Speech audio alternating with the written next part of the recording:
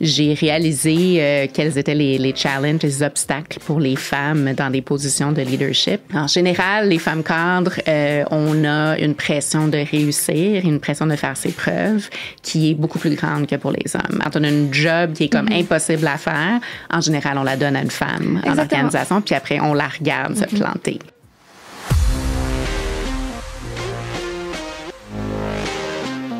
Ambitionnelle, femme qui n'a pas peur de s'affirmer, prendre sa place et donner le meilleur d'elle-même afin d'avoir ce qu'elle veut.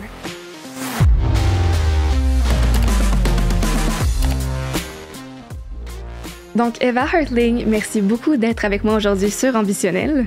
Ça fait vraiment plaisir. Merci de m'avoir invitée. Pour commencer, est-ce que tu pourrais nous parler un petit peu de ton parcours, puis comment est-ce que tu en es arrivée à passer du cadre corporatif au cadre entrepreneur? J'ai débuté ma carrière dans le monde corpo. J'avais toujours voulu travailler. En fait, j'ai choisi les communications parce que c'était un juste milieu entre le monde des affaires et un travail plus créatif, ou du moins, c'est comme ça que je le voyais à l'époque. Puis mes premières années dans le monde corpo, j'ai travaillé en finance, en technologie. Ça a été vraiment une belle école. J'ai passé presque 20 ans dans le monde corpo. Par contre, en grimpant les échelons du monde du travail, en ayant des positions de leadership de plus en plus importantes, j'ai réalisé quels étaient les challenges, les obstacles pour les femmes dans des positions de leadership. Et c'est ce qui m'a donné l'idée de démarrer ma propre entreprise. Je pense que j'avais déjà ce caractère-là. C'était déjà dans ma personnalité aussi, de vouloir faire mon propre truc, de pas travailler pour quelqu'un d'autre, d'avoir la liberté de faire mes projets. Alors, c'était toujours comme un rêve que je caressais, là, quelque part dans ma tête. Ça m'a pris plusieurs années avant de me décider, même si l'idée de devenir entrepreneur, elle était déjà là. Et je me suis lancée finalement en voulant créer quelque chose qui était vraiment au service des femmes en affaires, d'abord et avant tout. Et c'est là où j'ai eu l'idée de The Brand is Female et Femmes de marque.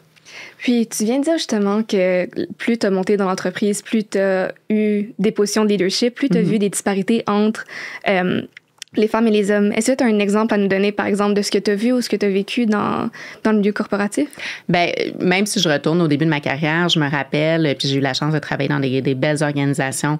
IBM et la BDC étaient mes premiers employeurs. Puis ça a vraiment été une école excellente. Et il y avait des leaders femmes dans les deux organisations, en technologie et en finance, même si c'était un monde, et ce l'est encore aujourd'hui, où les hommes sont davantage représentés que les femmes. Mais ce que j'ai observé d'abord, c'était que les femmes leaders, même celles qui existaient, qui avaient ces postes de leadership-là, on n'en entendait pas autant parler que les hommes, d'abord. Ensuite, quand moi, j'ai commencé à gravir les échelons, quand j'ai commencé à occuper des postes de VP et faire partie d'un comité de direction, j'ai réalisé aussi la pression que les femmes avaient. Et ça, je le voyais pas juste dans mon entreprise, mais je le voyais pour les femmes autour de moi, mes amis, mes contacts qui avaient aussi des postes de leadership dans d'autres organisations. Les défis étaient nombreux. Alors, ça peut être aussi simple que, en général, les femmes cadres, on a une pression de réussir, une pression de faire ses preuves qui est beaucoup plus grande que pour les hommes. Alors, une femme cadre, et là, je veux pas généraliser, il y a toujours des exceptions, mais en général, les femmes doivent travailler davantage que les hommes. On se fait demander des comptes beaucoup plus que les hommes, surtout, je pense, quand on est au début de sa carrière ou au début de sa carrière dans des positions de leadership et qu'on a nous-mêmes encore l'impression d'avoir un certain manque d'expérience. Je pense que c'est encore plus flagrant, mais je le voyais même avec des femmes qui étaient plus seniors. Les femmes sont davantage critiquées et on est critiqué sur des choses où, pour les hommes, ça n'aura pas un grand impact. Alors, ça peut être notre apparence, par exemple, ça peut être notre façon de communiquer avec nos employés, le fait qu'on applique ce qu'on appelle les soft skills. Parfois, c'est un style de leadership qui est pas toujours recherché. Je pense que ça commence à changer dans le monde du travail, mais on est encore pas là. La façon que les femmes ont d'appliquer le leadership et souvent, les hommes vont se permettre de faire des commentaires, de faire des critiques. Un autre exemple, on connaît tous le mansplaining aussi, les hommes qui, dans des meetings, pensent qu'ils connaissent notre travail, en fait, mieux que nous, on le connaît. Et moi, je travaille en marketing et en communication, donc en partant, tout le monde pense qu'ils font du marketing, là. Donc, ça aide pas. Et même des exemples où je me retrouvais à une table, dans un boardroom ou en meeting, que ce soit avec des fournisseurs ou des partenaires de notre entreprise.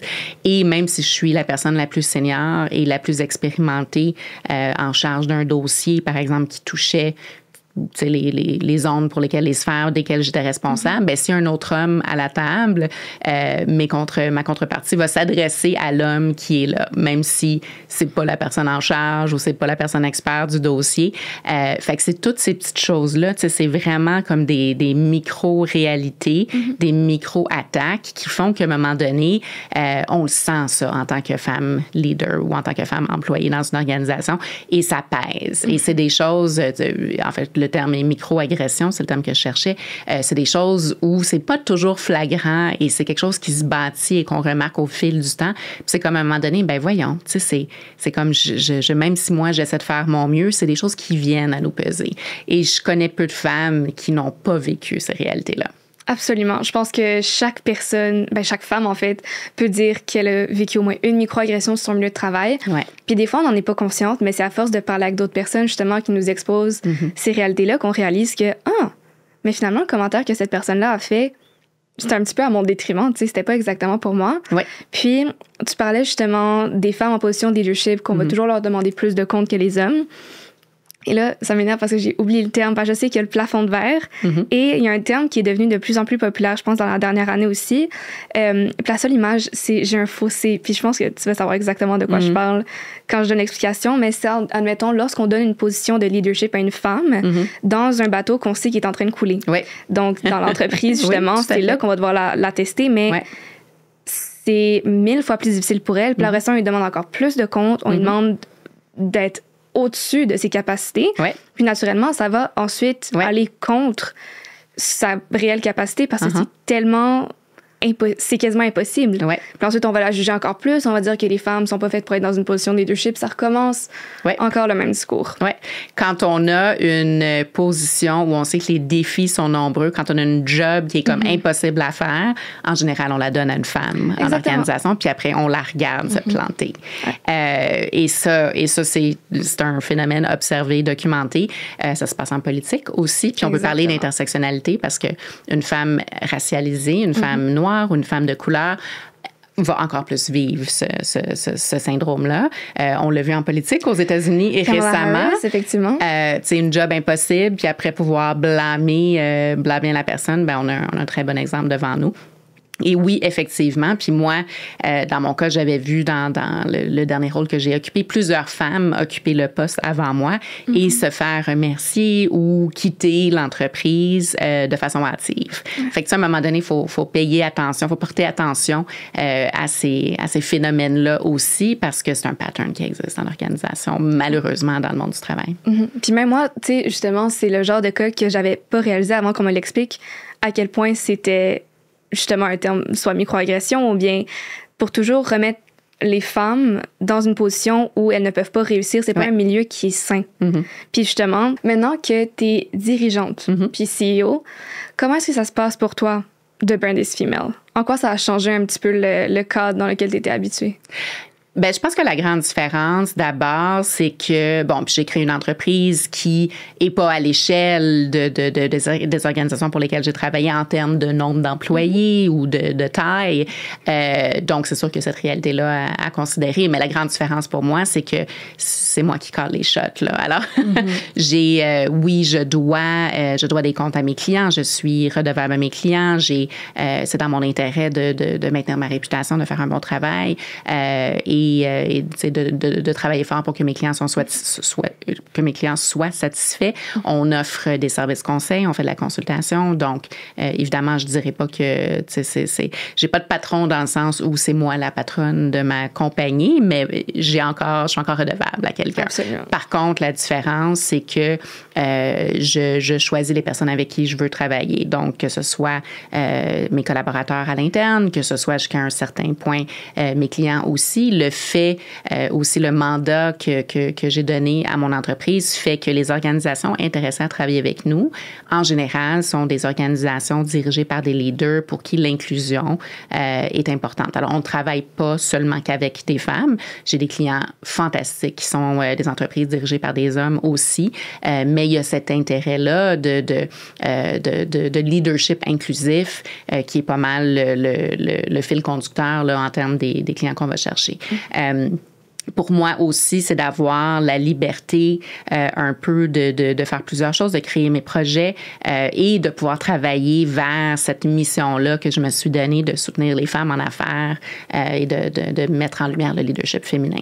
Quelque chose que quand tu travailles pour quelqu'un d'autre, puis c'est intéressant parce qu'à certains points dans ma carrière, j'ai travaillé pour des organisations qui se disaient à l'externe qu'il y avait un intérêt à soutenir les femmes. C'était davantage performatif qu'une réalité qui était vraiment ancrée dans les valeurs et la mission de l'entreprise. Et dans certains cas, c'était pas mal plus du marketing que des actions vraiment systémiques. Là. Alors qu'aujourd'hui, ben c'est moi qui est libre de décider de la mission de mon entreprise. Là, fait que ça fait toute une différence. C'est sûr. Puis pour ceux qui ne le savent peut-être pas, en fait, The Brand is Female ou Femme de marque en français, ouais. Tu as parlé des services de consultation, mais qu'est-ce que tu fais en général dans la vie de tous les jours, quoi que ce soit? Alors, il y a vraiment deux côtés à nos activités. Il y a le côté consultation, service conseil. On travaille avec des organisations. À l'origine, ma mission, c'était de travailler avec des organisations dirigées ou fondées par des femmes. On en a encore nombreuses qui sont nos clientes, mais on travaille aussi avec des organisations qui s'adressent aux femmes. Donc, le fil conducteur, c'est ça. Là, c'est vraiment le public cible qui sont les femmes pour nos clients. On offre des services de communication, de stratégie de marque, de création de contenu. On fait beaucoup de ce qu'on appelle du leadership d'opinion. Ça touche un petit peu le deuxième volet de ce qu'on fait. Fait que le deuxième volet rejoint notre mission de soutenir le leadership féminin et d'amplifier le leadership féminin. Donc, dans certains cas, on travaille à accompagner des clients qui sont des grandes organisations avec un objectif de soutenir et d'amplifier le leadership féminin aussi. Donc, on crée du contenu, on fait du leadership d'opinion pour eux. Et en marge de ça, j'ai créé une plateforme qui a le même nom, là. Tout ça, c'est sous Femme de marque de Brand is Female. On organise des événements, des ateliers pour les femmes en affaires et les femmes entrepreneurs à travers le Canada. Et j'ai un podcast aussi où j'interviewe des femmes entrepreneurs sur une base hebdomadaire. Et ça, c'est un partenariat avec la Banque TD qui nous permet d'avoir beaucoup de visibilité. Et ça, c'est à travers le Canada.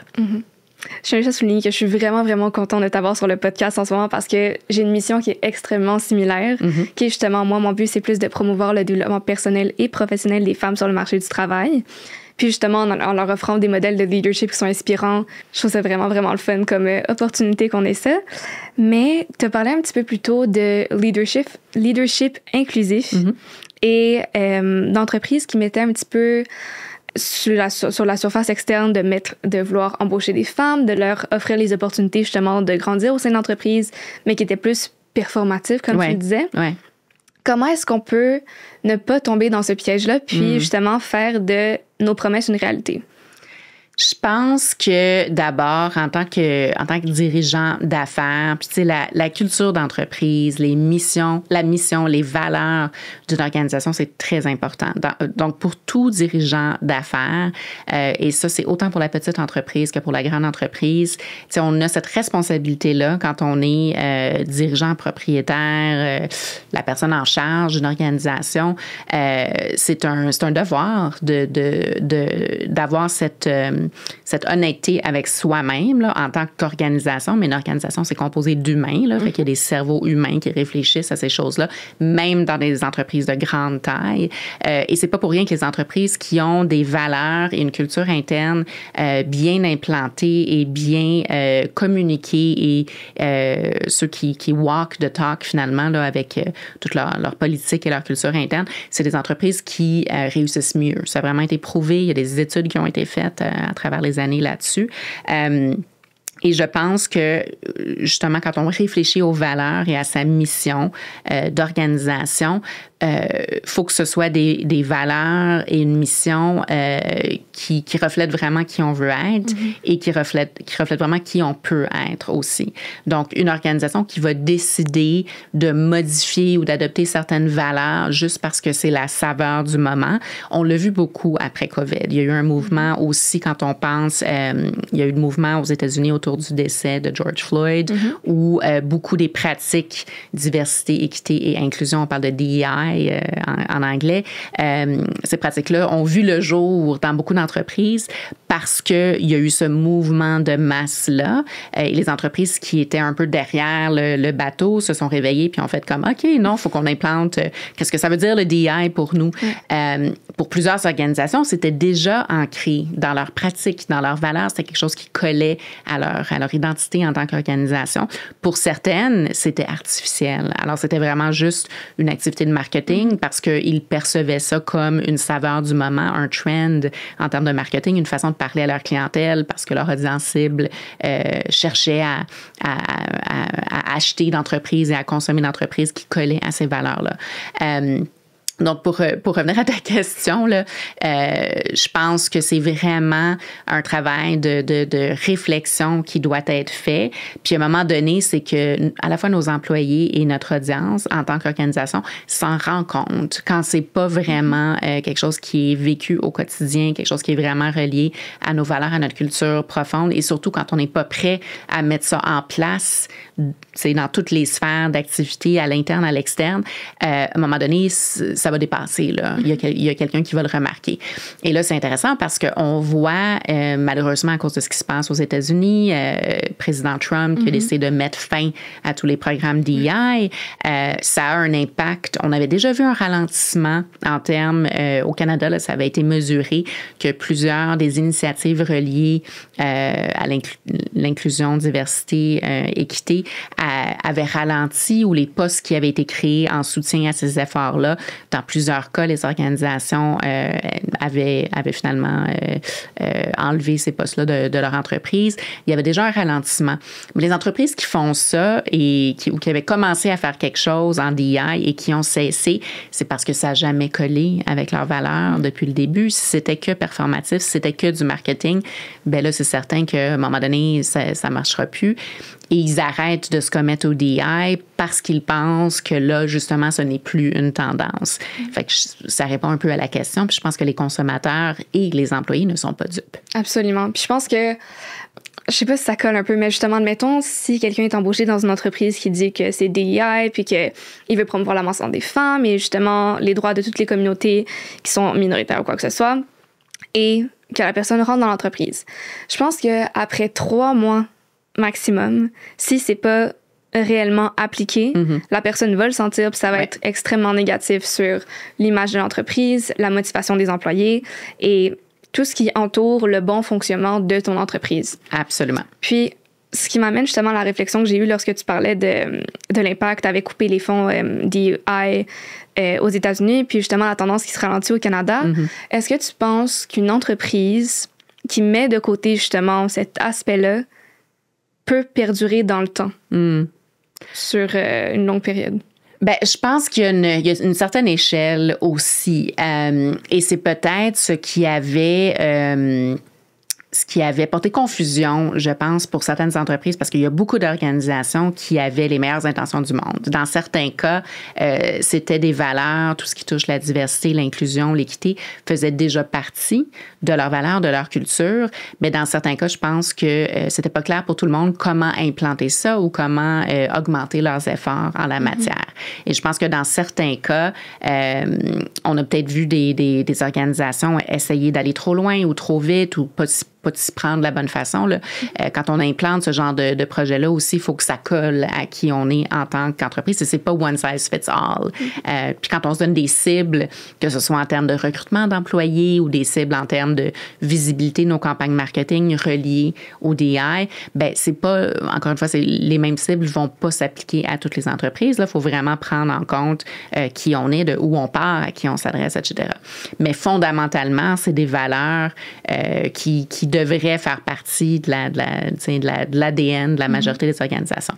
Donc, je pense que c'est pas aussi simple que de dire est-ce qu'ils vont perdre des consommateurs ou est-ce qu'ils vont... Ça dépend à qui on s'adresse, ça dépend de l'industrie où on opère aussi. Mais je pense que, encore une fois, faut être transparent, honnête et intègre en tant qu'organisation et leader par rapport aux valeurs dont on fait la promotion à l'interne. Et je pense que de plus en plus, oui, c'est quelque chose que les employés vont demander. C'est quelque chose que les consommateurs vont demander aussi. Puis si on parle de l'équité de genre, ben le soutien des femmes, je veux dire, ça, c'est une réalité à travers les industries. Par contre, on voit encore beaucoup d'industries où les femmes sont sous-représentées. Si on opère dans une industrie où la majorité de nos employés, la majorité de nos clients sont des hommes, ben c'est sûr que là, le fait de soutenir ou pas l'équité de genre et de soutenir les femmes en particulier, ça va être moins remarqué, ça va être moins demandé. Je dis pas que c'est une bonne chose d'un point de vue systémique et d'un point de vue de la société en général, mais c'est encore une réalité pour dans plusieurs industries. Tu sais, je pense notamment au domaine de la construction, au domaine de l'automobile, justement finance, tout ce qui est tech, STEM. Tu sais, il y a tellement peu de femmes et même lorsqu'il y a des femmes qui sont là-bas, ils vont toujours être considérées comme étant moins importantes. Ben, généralisation. Mais il y a beaucoup plus de pression sur ces femmes-là. Puis j'ai l'impression qu'elles sont souvent plus aussi prônes à avoir ce genre de syndrome de l'imposteur aussi, parce qu'elle se fait toujours remettre en question. Il y a toujours quelque chose qui la rend différente. Elle sait qu'elle stand out. Puis il y a tout le temps des commentaires. Je veux dire, j'ai une amie qui travaille dans le domaine de la construction, puis des fois, ses collègues hommes lui font des commentaires déplacés, puis elle sait comme pas comment réagir. Elle est comme, je peux pas croire que quelqu'un... Elle est dépourvue par rapport à ça. Ouais. Puis ça, je pense que j'aimerais ça avoir ton avis là-dessus, mais tu sais, quand on reçoit un commentaire qu'on sait qu'il est déplacé, mais qu'on est un peu mal à l'aise dans le moment parce que ça nous prend par surprise, puis on est comme, oh wow! Comment est-ce qu'on pourrait répondre, ou bien est-ce qu'il y a un framework que tu pourrais nous donner? Parce que je viens de penser à ça, puis je suis comme, that could be interesting. Ben, c'est vraiment la question à 1000 $, mais je veux revenir sur ce que tu viens de mentionner. Tu sais, je pense que dans les industries où les femmes sont sous-représentées, si on pense à la techno, par exemple, puis je viens d'avoir une conversation avec une économiste en chef de la Chambre de commerce du Canada et qui vient de sortir une étude super intéressante sur le gap qui existe. C'est comme si on n'est pas...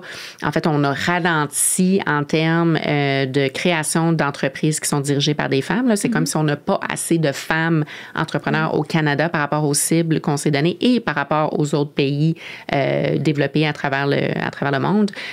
Donc, on a pris un recul.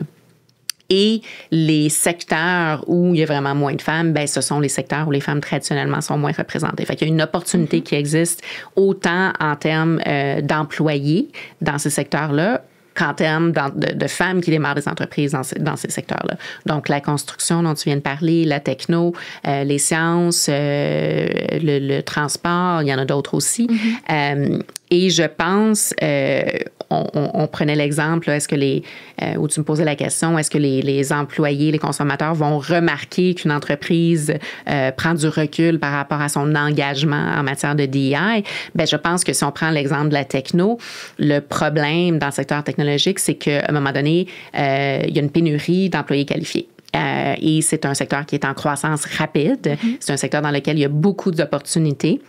Et là, avec tout ce qui se passe dans le monde politique, le Canada qui fait face à des tarifs avec les États-Unis, c'est super important qu'on développe notre expertise dans les secteurs de pointe et qu'on améliore notre productivité au Canada dans ces secteurs-là qui sont à croissance rapide et à haute croissance, en forte croissance. Ça veut dire que les secteurs comme la techno ont besoin de davantage de femmes employées. On a besoin de davantage d'entrepreneurs qui vont démarrer des entreprises dans ces secteurs-là aussi.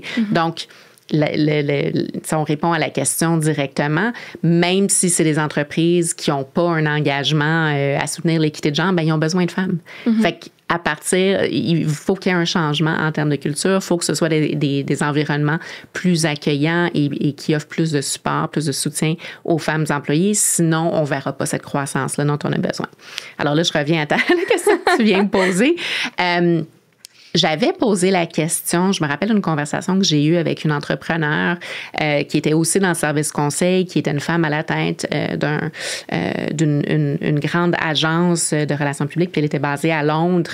Et sa réponse avait été très intéressante parce qu'elle me racontait l'anecdote justement d'un client homme qui l'avait comme vraiment ignoré, qui l'avait traité de façon inférieure parce que c'était une femme. Et moi, je lui posais la question, ben comment tu as réagi par rapport à ça?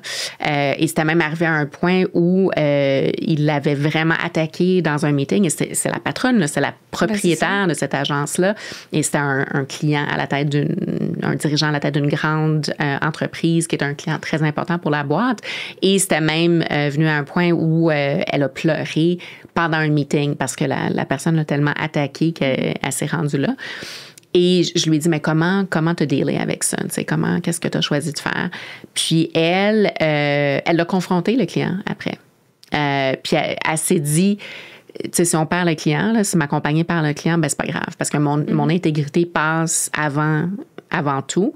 Et surtout, je suis un exemple pour toutes les femmes qui travaillent dans l'organisation. Fait que si moi, je dis rien, puis que j'encaisse le choc, puis que j'accepte ce genre de comportement-là, ben il n'y a rien qui va changer. Et surtout, quel genre d'exemple est-ce que je vais donner aux autres? Fait que je pense que c'est ça qui s'applique. En fait, moi, j'ai choisi d'opérer de cette façon-là. Ça n'a pas toujours été facile parce que j'ai eu à confronter des gens, des hommes dans le milieu du travail. Fait que je pense que puis il faut trouver la façon de le faire aussi parce que ça veut pas dire, puis je pense à la femme dont je parlais, elle l'a pas fait devant tout le monde. C'est quelque chose où elle a eu une conversation par la suite one-on-one avec le client dont il est question. Il y avait pas un grand groupe autour. Elle a choisi de le faire, tu sais, comme ça. Moi, c'est arrivé où j'ai eu à avoir des one-on-one. C'est arrivé où j'ai eu à impliquer quelqu'un d'autre dans la conversation. Mais c'est arrivé aussi où j'ai confronté la personne devant un groupe. Tu sais, je pense qu'il faut prendre la mesure de l'amplitude, de l'ampleur de la situation. Et il faut aussi apprendre à se connaître puis voir avec quoi on est à l'aise. Parce que je sais que c'est pas facile de confronter quelqu'un. Si on est la seule femme à la table, se défendre quand on s'est fait attaquer devant un groupe d'hommes, c'est pas évident, là. Ouais. Puis, OK, j'ai 2 choses à rebondir aussi par rapport à ton premier propos avec les femmes entrepreneurs. Mais je pense qu'il y a 2 ans quelque chose, j'étais allée à un événement du Réseau des femmes d'affaires du Québec et il parlait justement de la proportion de femmes qui étaient entrepreneurs au Canada. Ouais. Je pense que ça tournait autour de 38% il y a 2 ans. On est rendu à 18%. Ah, yeah, ben voilà, exact. On a un gros problème de... Je veux dire... On n'a pas assez d'entrepreneurs, exactement. Ouais. Puis ensuite, j'avais fait des recherches, tu sais, pourquoi est-ce qu'on est autant moins de femmes entrepreneurs? Parce que j'en connais plein qui seraient absolument excellentes, puis qui ont plein d'idées d'entreprise. Puis j'avais une conversation avec Séverine Labelle de la BDC, justement, qui est responsable du Lab Excel. Puis elle mentionnait que les femmes ont plus de difficultés à avoir accès à des ressources de financement, ce qui fait en sorte qu'ensuite, en réponse à ça, ben naturellement, il y en a moins qui ont les ressources pour créer leur entreprise. Et naturellement, on reste dans le cercle de il n'y a rien qui se crée. Je pense que ça, c'est une partie du problème. Puis, j'avais la conversation justement avec l'économiste en chef de la Chambre de commerce du Canada. Je vais par rapport à ça. Puis c'est une partie de la réalité, là. Puis Séverine a raison de mentionner ça. Et c'est quelque chose justement où BDC essaie de changer la donne. Là. Ils ont créé beaucoup d'initiatives. C'est le mandat d'Isabelle Hudon de soutenir l'entrepreneuriat féminin de mieux soutenir, puis d'avoir plus de capital et de ressources qui leur sont disponibles. Mais la réalité aussi, il y a une question de mindset. Les femmes ont peur de l'échec parce qu'il y a beaucoup de femmes entrepreneurs qui se plantent. Et en partant, il y a beaucoup d'entrepreneurs, qui se plantent. Il y a un risque de plus quand on est femme. Et souvent, les femmes, on n'a pas nécessairement l'éducation financière nécessaire pour devenir chef d'entreprise et démarrer sa propre compagnie. On n'a aussi souvent pas les reins assez solides avant de démarrer. Et quelque chose dont je parle souvent avec des banques, avec des banquiers qui travaillent de près avec les femmes entrepreneurs, c'est aussi que les femmes, il y a une notion de risque qui est différente que pour les hommes. Et c'est quelque chose qui est observé où il y a un homme et une femme qui se présentent à une banque, bon, il y a un projet entrepreneurial, que ce soit leur première entreprise ou pas leur première. Quand vient le temps, parce qu'on a besoin, la réalité, c'est que dans la majeure partie des cas, on va avoir besoin d'emprunter de la dette. On va avoir besoin de capital qui est prêté pour pouvoir mener son projet entrepreneurial à terme. Et les femmes ne sont pas à l'aise avec le même niveau de risque que les hommes. Et ça, on m'a souvent raconté l'anecdote. Un homme qui se présente, son premier meeting, puis là, bon, la façon d'avoir de la dette, ben, es-tu prêt à mettre ta maison en garantie ou tes assets personnels en garantie? L'homme ne va pas hésiter. La femme, elle, va penser à tout le monde pour qui elle est responsable. Si elle a des enfants, si elle a un partenaire ou un mari, un ou une partenaire, ses parents, peut-être, d'autres membres de sa famille. La femme a cette notion où c'est pas juste elle. Quand elle prend une décision, c'est une décision pour la famille et souvent, elle va être moins à l'aise avec ce niveau de risque-là. Fait que c'est pas aussi simple. Je pense que oui, l'accès au financement, il n'y a pas assez de capital pour les femmes, c'est prouvé. Les investissements en capital de risque sont beaucoup plus petits là, quand vient les femmes entrepreneurs par rapport aux hommes. Mais il y a plusieurs facteurs qui expliquent ça. Je pense que, justement, ça revient un petit peu aussi à la deuxième partie de ta réponse, plutôt, justement, de confronter pour avoir ce qu'on veut, pour justement faire valoir qui on est en tant que personne, puis le respect et tout ce qui entoure ces aspects-là. Mais justement, lorsqu'on va aller à la banque, on va demander un prêt et tout ça, souvent, il faut que tu expliques ton modèle d'affaires, il faut que tu vendes pourquoi est-ce que tu devrais avoir le prêt et tout ça. Puis, ça peut aussi être... Parce qu'en tant que femme, on a souvent été éduqués, justement, depuis qu'on est jeune, à... Sois gentil, fais pas trop de vagues, tu dois rester calme, tu dois partager, tu dois être gentil avec tout le monde. Puis lorsque vient le temps, en fait, d'être dans des situations où on est mise on the edge, ben, vu qu'on n'a pas cette habitude, personne nous a appris à faire ça, ben, ça fait en sorte qu'on sait pas comment réagir, puis souvent on va perdre l'opportunité. Fait que, comment est-ce qu'on peut passer par-dessus ce conditionnement qu'on a depuis qu'on est toute jeune? Puis qui nous nuit, en fait. Puis je rajouterais à ça, tu sais, un autre facteur aussi, là, quand on cherche ça rejoint, mon point va rejoindre ce que tu viens d'aborder. On n'a pas assez de role models, on n'a pas assez d'exemples de femmes qui ont eu du succès. Moi, j'ai démarré le podcast de Burn is Female il y a 6 ans pour ça, parce que moi, j'en avais pas assez de femmes role models qui m'inspiraient. Je savais pas où les trouver, tu sais.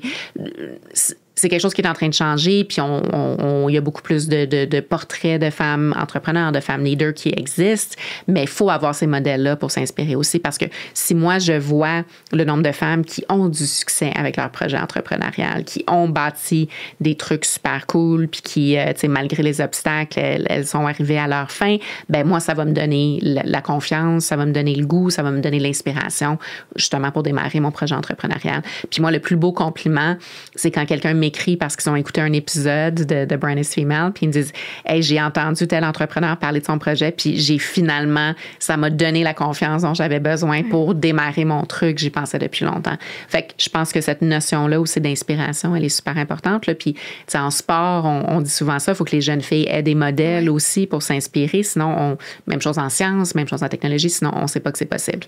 Donc, j'aborde ça parce que la question que tu viens de me poser, comment on peut changer un peu son mindset. Tu sais, j'ai tellement de femmes que j'interviewe, des femmes à qui je parle, qui me mentionnent le syndrome de l'imposteur. C'est quelque chose dont les hommes peuvent aussi souffrir, et je connais beaucoup d'hommes entrepreneurs qui se sentent imposteurs aussi dans leur poste, mais je pense que c'est davantage répandu parmi les femmes. C'est vraiment notre propre self-doubt, en anglais, je ne sais pas comment dire ça en français, mais nos propres craintes, de nos capacités, manque d'estime de soi, tu sais, ce manque de confiance en soi qu'on peut avoir en tant que femme. Et je dis souvent aux femmes, d'abord, je déteste le terme syndrome de l'imposteur. La réalité que le terme explique, elle existe, elle est justifiée. Par contre, syndrome de l'imposteur sous-entend que il y a quelque chose qui cloche. Tu sais, c'est comme une maladie. Alors qu'en tant que femme, et c'est ce que je dis toujours aux femmes entrepreneurs ou aux femmes qui considèrent devenir entrepreneurs à qui je parle, on opère dans un système qui a été bâti par et pour les hommes. Alors, c'est tout à fait normal qu'on se sente pas à l'aise d'y exister. Et quand tu parles, par exemple, l'idée d'aller présenter son projet entrepreneurial, de pitcher son modèle d'affaires à un banquier, à un investisseur, à un client potentiel, à un partenaire, peu importe, ben c'est certain que nous, on arrive. Déjà, je pense que n'importe qui est en train de vendre ses services, quand on est entrepreneur, on a toujours des petites craintes, des hésitations, un petit manque de confiance en soi, puis ça peut être un homme autant qu'une femme. Par contre, quand on est une femme, il y a comme toute cette couche-là de plus qui fait qu'on a des doutes. Et surtout, on est habitué d'être challengé par les hommes, surtout quand on sort de notre zone de confort. Fait que ça, on l'a tout vécu parce qu'une femme qui va être un petit peu plus visible, un petit peu plus agressive, quote unquote, un petit peu plus, qui va oser, qui va avoir des idées qui sortent un peu du lot, une femme qui va se mettre de l'avant. On l'a tout appris depuis qu'on est petite. En général, ça se retourne contre nous et on se fait pointer du doigt ou on se fait critiquer ou du moins on s'expose à la critique. Donc, je pense que d'abord, c'est normal de se sentir comme ça. Et maintenant, ben, comment on y remédie? Moi, j'ai envie de citer beaucoup des femmes à qui je parlais. Et là-dedans, il y a des femmes qui ont eu énormément de succès avec leur modèle d'affaires et elles vont dire, elle n'est jamais partie, la peur. Chaque fois que je rentre dans une salle, que je fais un pitch devant un investisseur, même si j'ai déjà levé 200 millions de dollars avant, puis je m'en vais demander mon prochain million, la peur, la crainte, le manque de confiance en moi, elle est toujours là. Mais la différence maintenant, c'est que je sais que je peux passer par-dessus. Je sais que je peux y aller. Tu sais, il y a une citation Feel the fear and do it anyway. On peut sentir la peur, mais aller de l'avant quand même. Je pense que c'est ça qui s'applique à un moment donné. Puis c'est un muscle qui se développe. Tu sais, le plus on met ça en pratique. Moi, je le dis, je fais beaucoup de coaching avec des femmes en termes de leadership d'opinion, aider les femmes à développer leur marque personnelle. Puis c'est difficile au début, juste être visible sur LinkedIn, sur les médias sociaux, prendre parole, faire des entrevues, parler devant un public. Mais le plus on pratique, on met en pratique le fait de sortir de sa zone de confort et de s'exposer comme ça, ben, le plus facile ça devient. Puis, je trouve ça vraiment intéressant ce que tu dis parce que justement, j'ai tellement entendu parler de fois que la confiance en soi n'est pas bâtie du jour au lendemain. Même si tu n'as pas de confiance en soi, la seule chose sur laquelle tu dois te rattacher, c'est le courage d'essayer. Oui. Puis, tu pourras jamais savoir qu'est-ce qui est de l'autre côté de tout ton succès, que tu aies des échecs, que ce soit un succès. Anyways, tout ce qui compte, c'est le fait d'essayer. Ouais. Puis tu sais jamais, c'est quand ton prochain breakthrough, bon, j'ai oublié le terme en français, mais tu sais jamais quand est-ce que tu vas tomber sur la pépite d'or. Puis je veux dire, moi, au début, justement, quand j'ai commencé mon podcast, j'ai commencé mes entrevues et j'étais tellement stressée. Enfin, j'étais comme, qui est-ce que je suis pour aller interviewer des femmes qui sont autant inspirantes, qui ont tellement bien réussi dans la vie? Qu'est-ce qui arrive si comme je leur pose des mauvaises questions? Qu'est-ce qui arrive si les gens me trouvent pas intéressante? J'avais toutes ces peurs-là, puis j'étais tout le temps hyper stressée. Mais plus j'ai fait des entrevues, plus je me suis habituée. Au départ, justement, j'avais mon iPad que j'ai encore ici au cas où, mais tu sais, maintenant, je me laisse vraiment aller avec le flow de la conversation parce que je trouve que c'est tellement plus riche. Puis je me fais beaucoup plus confiance qu'au début. Puis je pense que c'est aussi ça la beauté de la chose parce que plus tu prends des actions, plus que tu pensais être ton maximum devient ton minimum. Puis il y a toujours une prochaine étape qui vient après. Ouais. Ben, j'allais dire, je pense que, tu sais, j'ai souvent la conversation avec des femmes entrepreneurs aussi. C'est un peu, c'est des leçons de vie, là, quand on démarre son entreprise ou quand on a une démarche entrepreneuriale. On apprend plein de choses sur soi, là. Puis souvent, je me rappelle une entrepreneur qui me disait, tu sais, faut vraiment que tu aies un psy ou un thérapeute quand tu commences comme entrepreneur parce que, tu sais, tout all your shit, je sais pas si je peux dire le mot shit sur ce podcast. Ben oui, pas de stress. Tout ça va sortir à un moment donné. Tu vas faire face à tous les obstacles, tout ce que tu as comme challenge en tant qu'humain, là, ça va ressortir. T'sais. Et le fait de justement bâtir sa confiance en soi en tant qu'entrepreneur, en tant que leader, ça nous sert dans tous les aspects de la vie aussi. Là. C'est du développement personnel autant que du développement professionnel. Exact. Puis justement, en fait, la question que je vais te poser, parce que tu sais, toi, tu as fait des positions de leadership, tu as commencé ton podcast il y a 6-7 ans, mais est-ce que lorsque tu as commencé ton podcast, tu étais aussi stressée d'interviewer des femmes ou est-ce que c'était plus naturel pour toi? Puis comment est-ce que tu as eu l'idée aussi d'adopter, ben pas d'adopter, mais de faire un podcast aussi de Brandish Female? Alors, j'ai démarré mon entreprise d'abord. J'ai quitté le monde corpo, j'ai démarré mon entreprise. Je travaillais déjà avec ce mandat de soutenir les femmes entrepreneurs et le leadership féminin. À l'époque, c'est une amie qui m'a dit... Moi, j'ai toujours fait beaucoup de public speaking, de médias. C'était mon métier aussi. Puis c'est une amie qui m'a dit, t'aimes vraiment ça parler de leadership féminin, puis t'aimes ça parler de femmes entrepreneurs, tu devrais partir un podcast. Puis il y a 7 ans, quand j'ai commencé à réfléchir à ce que ça serait, il y en avait beaucoup moins qu'aujourd'hui. Là, fait que c'était un petit peu plus innovateur de lancer un podcast. Il y en avait très peu au Canada. Et surtout au Canada, il n'y en avait pas sur le leadership féminin. Là. Et c'est venu naturellement parce que, tu sais, au départ, c'était un peu, je faisais ça dans mon salon où, tu sais, j'avais mon micro avec moi, puis je passais beaucoup de temps à Toronto ou ailleurs au Canada ou peu importe. Puis c'était un peu comme avoir des conversations avec des amis, tu sais. C'était, pour moi, c'était vraiment passionnant juste de faire découvrir le parcours de quelqu'un d'autre. Je pense que ça rendait le processus plus facile aussi, du moins au début. C'était, moi, je fais juste poser les questions. C'est vraiment, je mets la personne, tu sais, je mets un spotlight sur la personne. C'est mon invité qui prend la place dans la conversation finalement. Mais oui, il y avait quand même un niveau de, il y a personne qui va écouter ça, là. Moi, je vais sortir mon podcast, puis j'ai probablement, tu sais, un petit groupe d'amis qui va l'écouter au début parce qu'elles veulent me soutenir puis elles veulent être gentilles. Mais à un moment donné, quand j'ai réalisé qu'il y avait une audience, il y avait un appétit, il y avait vraiment, on avait des partenaires qui voulaient travailler avec le podcast aussi, ben là, c'était comme, OK, non, il y a vraiment quelque chose ici, là. C'est un peu comme ça que ça s'est passé. Mais il y a beaucoup de moments, même au début de mon projet entrepreneurial, c'était comme, pourquoi quelqu'un voudrait travailler avec moi, tu sais? Parce que il y a une différence aussi, travailler pour une organisation, une grande organisation. J'ai toujours travaillé pour des grandes compagnies avec un nom bien établi sur la porte, un nom bien établi sur la carte d'affaires, ou tu sais, t'es Eva de chez telle organisation. Là, le saut que je faisais, c'est non, je suis Eva de chez The Brand is Female. Ah, c'est quoi ça? Ouais, c'est ma compagnie. Ouais. Puis à un moment donné, je pense que tout le monde le vit là, quand on démarre sa propre entreprise. Puis à un moment donné, ça devient naturel. Puis ça devient... Il y a quelque chose de très intéressant aussi parce que quand on travaille pour quelqu'un d'autre, je pense qu'une grosse partie de notre ego, une grosse partie de notre personnalité publique est rattachée à ce brand-là. Et quand on a son entreprise, on est pas mal plus à nu, là. Tu sais, c'est nous-mêmes. C'est vraiment, on se représente soi-même. Fait qu'il y a quelque chose il y a quelque chose qui est difficile au début, mais ça permet une belle croissance puis une prise de confiance en soi. Puis justement, je pense que c'est un autre aspect d'être entrepreneur, en fait, d'avoir son entreprise, mais sa personne qui est semi-distincte, mais en même temps, vu que ton entreprise vient de toi, c'est comme il y a un drôle de mix entre les deux, que tu sais plus trop comment distinguer qui est Eva de la Eva de Brand is Female, puis qui est Eva dans sa vie de tous les jours. Donc, puis j'entends beaucoup justement de femmes parler du fait que si, admettons, son entreprise a un échec, ben elle le prend aussi comme un échec personnel, mais c'est pas nécessairement parce que tu accompagnes un échec que tu es un échec. Tout à fait. Donc, comment est-ce qu'on peut distinguer les deux aspects en général, puis comment est-ce que tu navigues ça?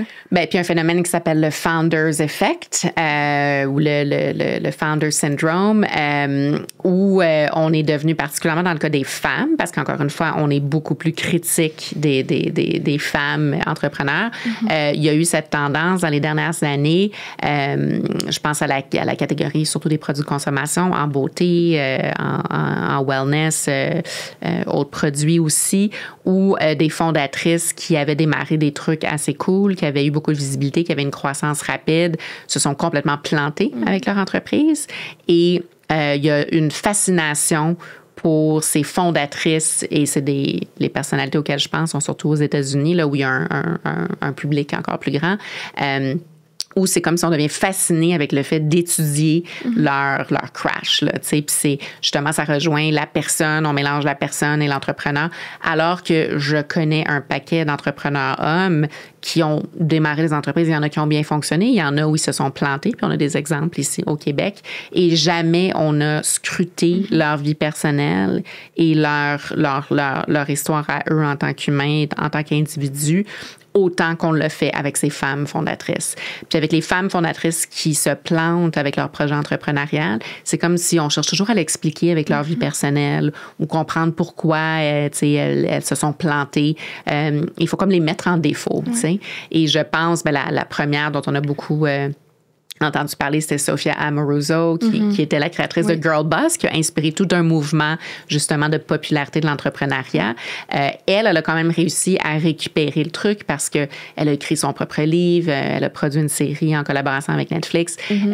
C'est comme si elle a pris le contrôle un peu sur tout le narratif, toute l'histoire autour du crash et de la fin de son entreprise qui était Nastigal. Mais dans d'autres cas, ben c'est ça, c'est des femmes qui se sont vraiment faites lapider sur la place publique, là. Et ça, c'est très difficile en tant qu'humain. Donc, comment, pour revenir à ta question, je pense qu'il y a pas de... On peut pas se protéger à 100% de ça. Et il y a certaines femmes fondatrices, femmes entrepreneurs qui, le résultat de tout ça, c'est qu'elles hésitent à se mettre de l'avant. Elles hésitent à être visibles parce qu'elles ont peur de ce qui pourrait arriver si leur entreprise flanche ou si quelque chose va pas bien avec leur projet entrepreneurial. Je pense qu'il ne faut pas avoir peur de ça. D'abord, c'est dans la nature humaine et surtout, ça fait partie du projet entrepreneurial. Des fois, on réussit, des fois, on ne réussit pas. Et c'est ça, la nature de l'entrepreneuriat.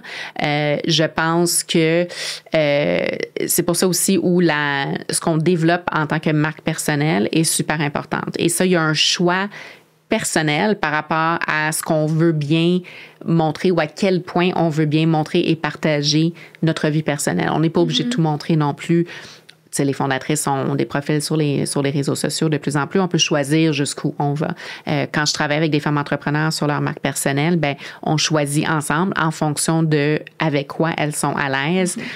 Dans certains cas, il y en a où elles veulent pas du tout que leur public sache qu'elles ont une famille. Dans d'autres cas, elles sont très à l'aise que leur public sache qu'elles ont une famille. Ce sont des mamans. Elles ont aussi leur autre bébé qui est l'entreprise. C'est vraiment des choix personnels. Puis je pense qu'il faut rester intègre, vrai, honnête avec soi-même, écouter son intuition aussi par rapport à ça et pas forcer quelque chose parce qu'on pense que ça va nous servir. Si on n'est pas à l'aise de partager sa vie personnelle, de partager des trucs qui, encore une fois, vont un petit peu plus loin que juste notre profil d'entrepreneur sur les médias sociaux. On n'est pas obligé de le faire. Là.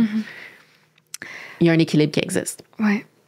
Puis tu parlais justement dans ta première partie de lorsque quelqu'un échoue, on met beaucoup, beaucoup plus de femmes sur la place publique parce qu'elles vont avoir eu un échec puis vont toujours savoir expliquer « Ah, mais qu'est-ce qui s'est passé?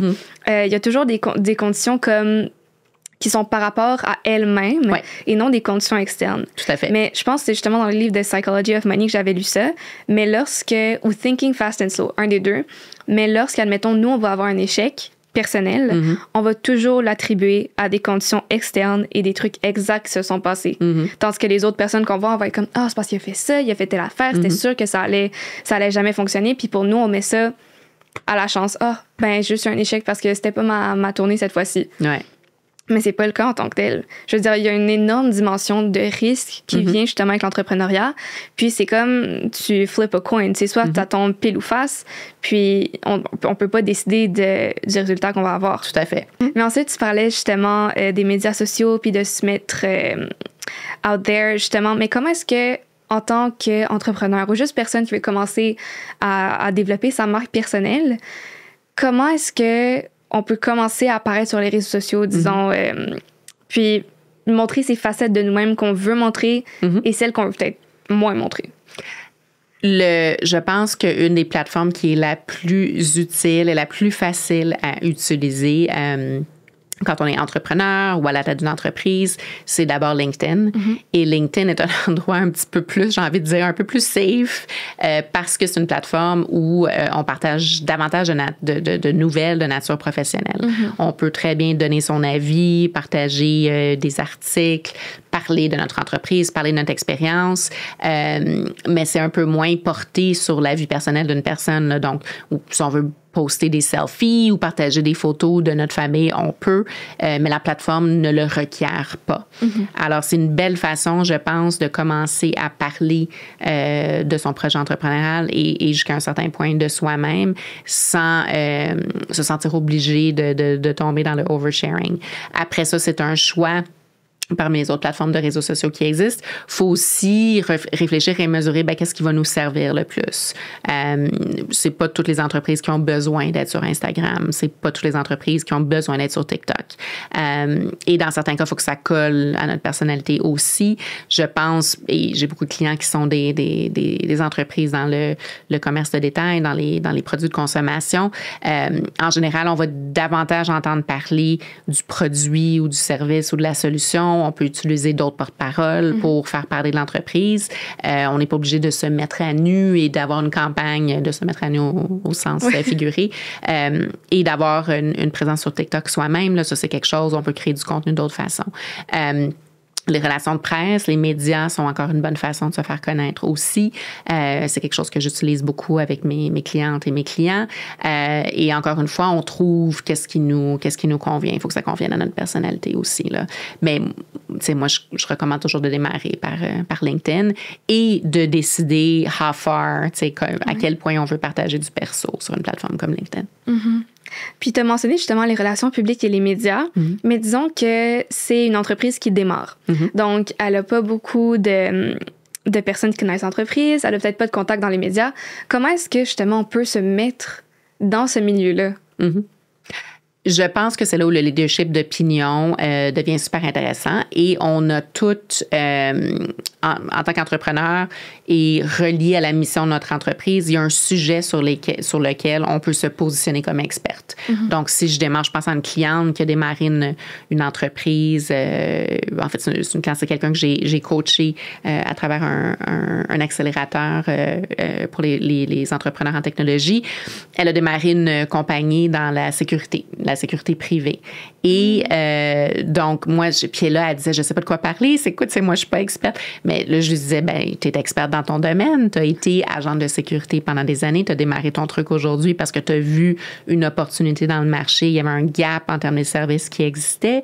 Il y a plein d'enjeux qui touchent le public, qui vont nous intéresser, que ce soit en matière de cybersécurité qui touche tout le monde. Tu sais, c'est des sujets sur lesquels on peut se prononcer. Fait que pour moi, quand on démarre quelque chose de nouveau et qu'on n'a peut-être pas encore des grandes ressources en termes de marketing pour investir dans des campagnes de RP ou des campagnes d'influenceurs ou des campagnes médias, se positionner comme expert dans son domaine, commencer à parler de ces choses-là, que ce soit sur une plateforme comme LinkedIn ou les autres réseaux sociaux, d'assister aussi à des événements de l'industrie ou des conférences où l'industrie dans laquelle on parle est un sujet qui va être couvert et oser prendre parole ou participer à des panels, c'est une façon de se faire connaître un petit peu dans son milieu. Après ça, les journalistes que je connais aimeront peut-être pas ce conseil-là, mais on peut écrire aux journalistes directement. Tu sais, il y a un courrier des lecteurs, il y a toujours une adresse pour l'équipe de rédaction des quotidiens, des stations de télé, etc. On peut commencer à faire ce genre d'efforts-là aussi, mais je dirais que c'est toujours mieux de travailler avec un professionnel quand on veut faire des vraies relations publiques et des vraies relations avec les médias, mais commencer à se positionner comme leader et utiliser les plateformes à notre disposition, c'est une belle façon de commencer à se faire connaître dans notre industrie. Puis, en tant que tel, justement, vu que tu as travaillé avec beaucoup de personnes, tu parlais justement de l'exemple en cybersécurité, mais est-ce qu'il y a une entrepreneur avec laquelle tu as travaillé que son histoire t'a vraiment, vraiment inspiré?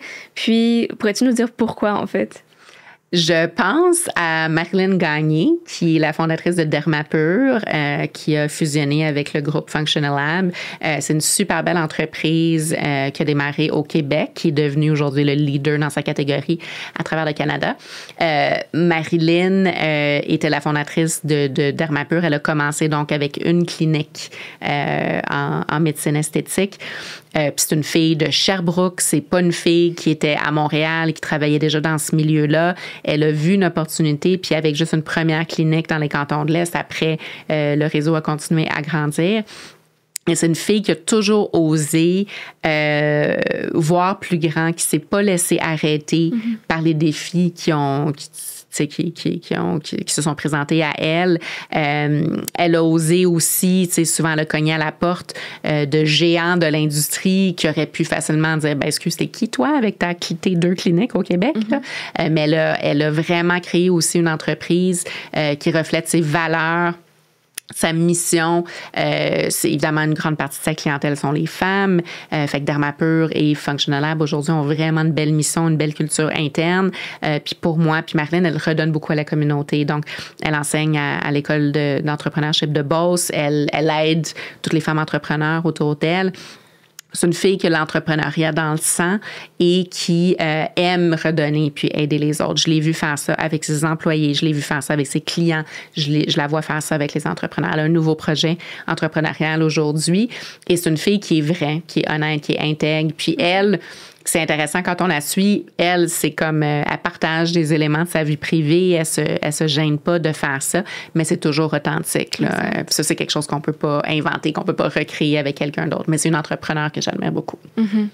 Puis justement, je pense que l'aspect d'authenticité, c'est ce qui fait en sorte que quelqu'un va connecter avec toi versus quand ils savent que ce que tu publies est juste pour la popularité, si je veux dire, ou juste avoir de l'attention. Ouais, puis les gens le sentent. Comme il y a des fois que je vais passer des publications sur LinkedIn où je suis comme... Comme ça paraît qu'il l'a écrit pour justement avoir de l'attention, avoir des likes, avoir des commentaires, parce que j'ai aussi des publications souvent sur les réseaux sociaux qui sont faites pour provoquer. Mm-hmm. Puis j'ai l'impression que c'est rendu tellement une tactique qui est mise de l'avant pour juste avoir les likes, avoir les commentaires. Parce que sur LinkedIn aussi, surtout, dès que quelqu'un like, ça s'en va sur les réseaux des autres personnes. À la différence d'Instagram, peut-être, où tu likes une photo, elle va pas nécessairement se ramasser dans le réseau de tes amis. Tandis que LinkedIn, c'est littéralement un abrasif. Tu cliques sur quelque chose, ça se ramasse partout. Donc j'ai l'impression que le fait de voir de plus en plus ça... Mm-hmm. Ça me déprime un peu, honnêtement. Parce que est-ce qu'on est vraiment rendu dans une société qui va mettre de l'avant du contenu qui est plus négatif, qui est juste fait pour réagir les autres, versus du contenu, justement, qui est authentique et qui sert à uplift les gens? Oui.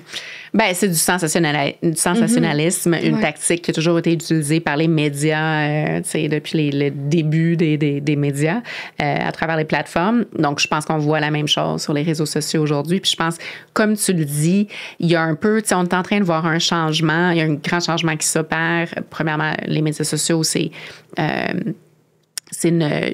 un monde qui évolue à une vitesse tellement rapide.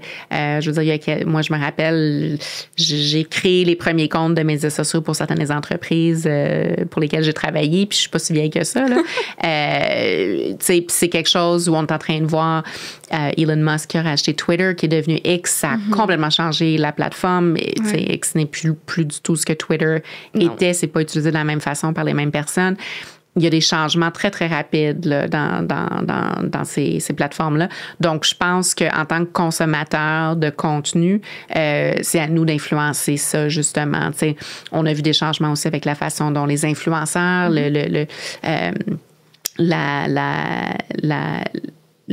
le fait que l'algorithme change toujours, que Meta est toujours en train de réinventer l'algorithme pour Facebook, pour Instagram et les autres. TikTok a repris beaucoup du volume qu'on voyait sur d'autres plateformes aussi. Certaines générations préfèrent des plateformes versus d'autres. Donc, je pense qu'en tant que consommateur, on peut influencer ça. Donc, si nous, ce sensationnalisme-là, ça nous parle pas, ben consommons-en moins. Et surtout, changeons le contenu qu'on veut créer. Il ne faut pas tomber dans le panneau de nous-mêmes en faire parce qu'on pense que ça va fonctionner. Oui. Puis à un moment donné, comme tu le dis, les audiences, les consommateurs voient la différence. Ils sont capables de voir quand quelqu'un est honnête, intègre et quand quelqu'un ne l'est pas. Oui. Puis justement, sur le fait de choisir qu'est-ce qu'on voit sur les réseaux sociaux, je sais que sur Instagram, souvent, il y a le petit... dans 3 petits points, tu peux dire « cela ne m'intéresse pas oui. » et naturellement, tu vas moins en voir. Même chose sur TikTok, si tu maintiens ton doigt sur des vidéos que tu veux moins voir, tu peux choisir aussi. Puis c'est comme ça que j'ai comme refait mon algorithme à un moment donné. Quand je suis juste swipée, j'étais comme, oh mon Dieu, j'aime pas ce contenu-là. Je dis, ça m'intéresse pas. Puis j'ai réussi à refaire mon algorithme pour être quelque chose de plus positif. Oui, bravo. Ouais, c'est ça. Ça a pris du temps. Faut prendre le temps de le faire, mais ça, oui.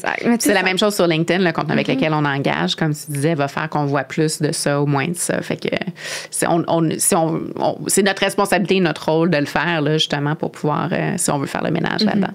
Aussi. Puis mettre de l'avant, naturellement, le genre de contenu que tu veux voir. Comme mettre de l'avant le genre de modèle d'inspiration que tu vas avoir. Je pense que c'est ça qui fait vraiment comme une différence aussi sur les médias sociaux. Puis plus tu publies dans une certaine niche, puis le genre de contenu que tu veux voir, plus aussi ça va continuer à flot. Ben, et j'ajouterais, tu sais, quand on vote avec nos dollars. Absolument. Donc, en tant qu'entrepreneur ou en tant qu'organisation, pour celles qui nous écoutent, qui travaillent en marketing, on a une responsabilité aussi. Nous, on fait des achats médias en tant qu'organisation. Je choisis les plateformes avec lesquelles je travaille. Exact. Puis je choisis, même on fait ce travail-là pour certains clients aussi. Donc, on a une responsabilité d'éduquer nos clients ou de donner des conseils à nos clients qui vont dans une certaine direction. Fait que je pense que quand on est dans ces rôles-là, ou même quand on est à la tête ou propriétaire d'une organisation, on a une responsabilité d'agir avec intégrité en ce qui touche les médias sociaux. Ouais, je me rappelle, j'avais entendu ça. Je pense j'avais 15 ans la première fois que j'ai entendu genre what you pay for is what you vote for. Puis depuis ce temps-là, ça m'a toujours ramené à ce genre de pensée. Même quand on vote sur le bulletin à la fin de l'année ou quoi que ce soit, you vote every day. Oui, exactement. Oui, ben les produits qu'on achète aussi, si on n'aime pas le choix médiatique que certaines entreprises font, ben en tant que consommateur, on peut arrêter d'acheter ce produit-là. Là. Exact. Puis on le voit surtout en ce moment avec les États-Unis, nous qui boycottent tous les produits américains. Go Canada. Mais ça, c'est un autre sujet entièrement qu'on va pas tomber dans. Sinon, la conversation pour aller pour encore une heure. Ça va être un podcast de 5 ans. Seigneur, mais j'aimerais vraiment ça. Mais bon, aujourd'hui, on n'a pas le temps. Mais je vois le temps qui file. Puis écoute, ma dernière question que je pose à toutes mes invités, ce que j'aimerais savoir, c'est qu'est-ce qui te rend fière d'être femme? De pouvoir soutenir les autres femmes autour de moi. Puis je pense que tu le vis à chaque jour aussi. Là. Oui, puis je pense que c'est ce qui est, c'est la sororité féminine, là. Women supporting women, c'est vraiment la plus belle chose qu'on peut voir et qu'on peut vivre. Je pense que, justement, je me souviens plus c'était qui d'autre qui m'avait dit exactement ça, mais je pense qu'en tant que telle, j'ai eu la chance d'avoir justement cette sororité depuis que je suis extrêmement jeune. Comme je disais dans un autre podcast au secondaire, moi, je suis allée dans un secondaire de juste de filles. Oui, moi aussi. Ah oui, t'es allée? Ouais. Pensionnat du Sénat. Moi aussi! C'est ça. Ben, c'est ça. PSNM Forever. Exactement. Puis justement, au PSNM, c'est là que j'ai vu toute cette sororité. Puis mes meilleurs amis, encore aujourd'hui, je les ai rencontrés au PSNM. Puis c'est les personnes les plus aimantes, supportive, qui sont toujours là pour moi depuis littéralement le début. Donc, je me considère tellement chanceuse d'avoir cette base de support. Puis l'amour des femmes qu'on a pour ce qui nous entoure, c'est tellement empowering, c'est tellement incroyable.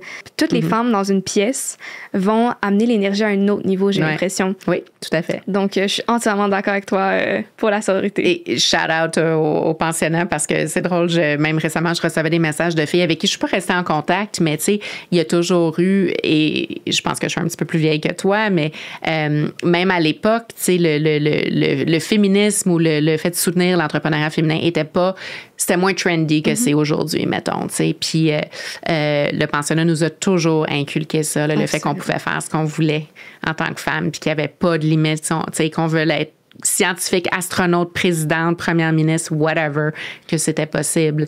Puis j'aime ça quand je reçois des messages de filles avec qui je suis allée à l'école, mais avec qui sont pas restées, que je suis pas restée en contact au fil des années, puis qui m'écrivent genre, je vois ce que tu fais, puis j'aime vraiment ça. Tu sais, c'est comme, ça nous a été inculqué depuis un jeune âge. Fait que quand on a ces modèles-là et qu'on apprend ça et qu'on vit ce soutien-là des autres femmes, je pense qu'il n'y a pas de limite à ce qu'on peut faire. Eva, merci tellement d'avoir passé cette heure avec moi. C'était un plaisir de t'entendre parler et que tu aies pris le temps de répondre à mes questions. Ben, merci à toi et bravo pour ta belle plateforme et pour ton projet. C'est vraiment super. On a besoin de davantage de femmes qui font qui mettent un spotlight comme ça sur les autres femmes. Donc, bravo, belle continuation et merci de m'avoir invitée aujourd'hui.